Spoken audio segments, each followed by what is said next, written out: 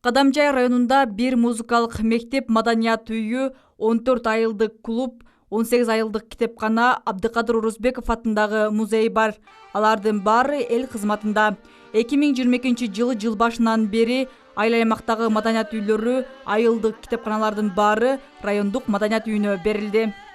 2021 жыл маданият тармагында аябай өзгөчө белгилеп кете турган жыл болду десек болот. Анткени 2021 жылдын июль айынан баштап маданият кызматкерлеринин айлык акылары Кыргыз Республикасынын президенти тарабынан жарлыкка кол коюлуп 50%га көтөрүлүп, кичине болсо дагы маданият кызматкерлеринин айлык акысы көтөрүлүп, кыйла стимул болду. Быйылкы жылы Кадамжай райондук маданият үйүнүн кызматкерлери обогончу аткаруучу композитор Жолдошбек Мамажановдун 70 жылдык юбилейин, белгилүү ишкерлер, өнөр инсандарын эскерүү иш-чаралары, даталуу күндөр өткөрүүнү пландашууда.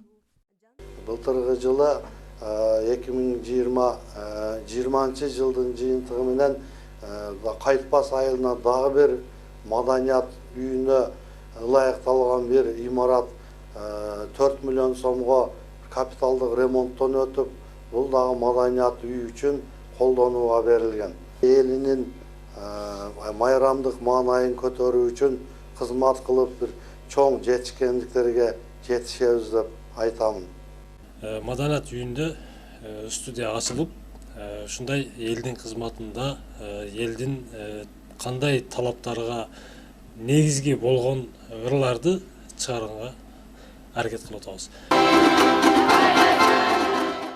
Быйыл мамлекет тарабынан маданиятка өзгөчө көңүл бурулуп, анын ичинде маданий жайларды оңдоо иштери жүрдү. Мындан сырткары көп жылдардан бери чечилбей келген маданият кызматкерлеринин айлык акысы көтөрүлдү. Мамлекет тарабынан көрүлүп жаткан бул аракеттер өзгөчө өнөр дүйнөсүнүн адамдарын кубандырып турат. Нурзат Кабылжан кызы, Ислам Толубаев, Алтын беш жаңтары.